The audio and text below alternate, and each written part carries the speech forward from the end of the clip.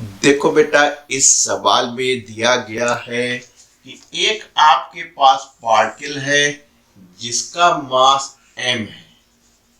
Particle का मास m है।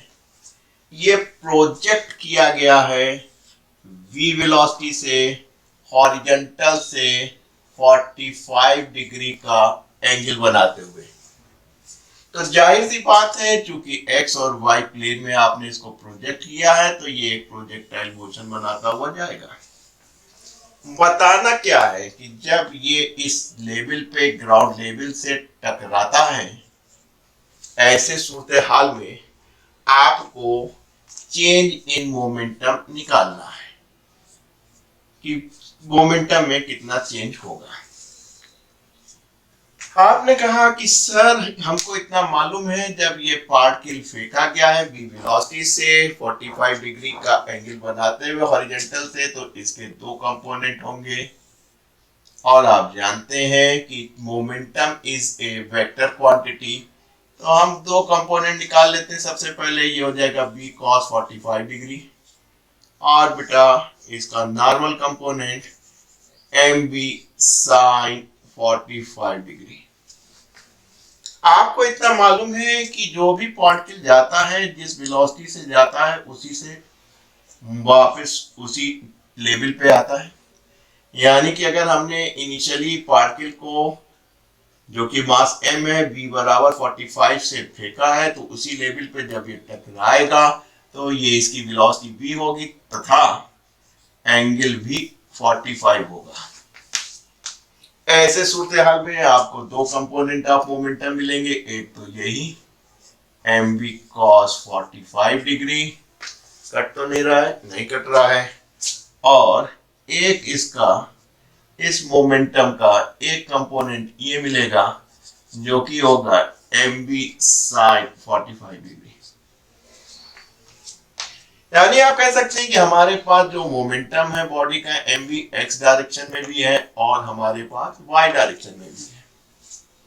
तो चेंज इन मोमेंटम कितना होगा? Change in momentum in x direction plus change in momentum in y direction. दूसरी बात आप देख रहे हैं, हमेशा जो मोमेंटम है x और y 90 डिग्री पे है, तो आपको निकालने में कोई दिक्कत नहीं होगी।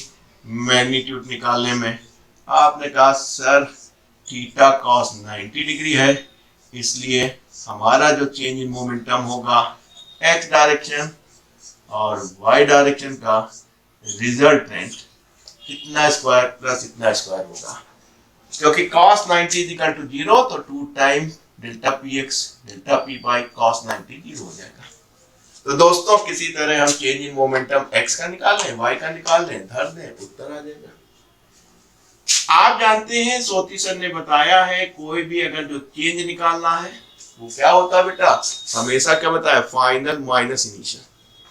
आइए x डायरेक्शन में मोमेंटम देखिए, इनिशियल ये था, फाइनल ये था, तो फाइनल उसी डायरेक्शन में जा रहा है mv cos 45 degree minus initial भी देखिए उसी डायरेक्शन में, उसी मैग्नीट्यूड से जा रहा है, तो ये हो गया cos 45 डिग्री।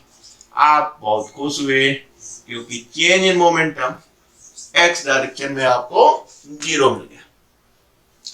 आइए चलते हैं y डायरेक्शन का चेंज निकालते हैं। मोमेंटम, फाइनल मोमेंटम इन y डायरेक्शन नीचे है, आप जानते भी हैं, एक बार फिर जान लीजिए, इधर पॉजिटिव, इधर निगेटिव, ऊपर पॉजिटिव, नीचे निगेटिव। तो बेटा ये आपका मोमेंटम है, फाइनल है, नीचे है, यानी आपका निगेटिव j डायरेक्शन में है mv sin 45 डिग्री माइनस, हमेशा जो है difference final minus initial y direction में मोमेंटम कितना है? mv sin 45 degree. और आप देख रहे हैं, क्या देख रहे हैं बेटा? कि ये जो है अपवर्ड जा रहा है, यानी पॉजिटिव जा रहा है, तो ये आपका पॉजिटिव होगा, ये माइनस डिफरेंस का है। इसका मतलब है this is equal to 2mv sin 45 degree, है ना? राइट। आप देखिए, माइनस तो डायरेक्शन बता रहा है कि चेंज इन जो है वाई डायरेक्शन में नीचे की तरफ होगा। अगर हमें मैग्नीट्यूड की बात चाहिए तो हम कह सकते हैं डायरेक्शन को हम भूल जा रहे हैं, इंटू 1/2 साइन 45 की वैल्यू रख दी। अब आप एक काम कर लीजिए, इसको नॉर्मलाइज कर लीजिए, √2 से ऊपर नीचे गुणा कर लीजिए। नॉर्मलाइज क्रिस्टलाइज करने के लिए √2 से ऊपर नीचे गुणा कर लिया तो ये आपका ये हो गया। तो आप कह सकते हैं कि साहब अगर हम change in momentum y direction देखें, डायरेक्शन को भूल जाए तो मैग्नीट्यूड हमको मिलेगा mv√2। सोती सर ने एक बात और बताई है जो इम्तिहान में आपको बहुत काम देगी, समय बचाने होगा, कि अगर आपको कोई भी चेंज निकालना है और वो 90 डिग्री का है, अगर इसमें एक भी कंपोनेंट जीरो हो जाता है, देखिए px जीरो हो गया तो केवल क्या बचा आपके पास, केवल आपके पास बचा डेल्टा पी वाई स्क्वायर। तो ये हो गया रूट इतना। एक बार हम एक्सप्लेन कर रहे हैं, बाकी नहीं करेंगे, आपको दिमाग में रखना है। इसको जब रूट हटा देंगे तो चेंज इन मोमेंटम वही होगा जितना आपका दूसरी डायरेक्शन में बचा होगा। पहली में अगर x में जीरो हो गया तो इतना हो गया, या y में जीरो हुआ तो x का जो होगा वो मिल जाएगा। तो अब आपने देखा कि हमारा ये वाला जीरो हो गया था, तो change in momentum y direction, और y डायरेक्शन का चेंज इन मोमेंटम आपने निकाल लिया था mv√2। This is the correct answer.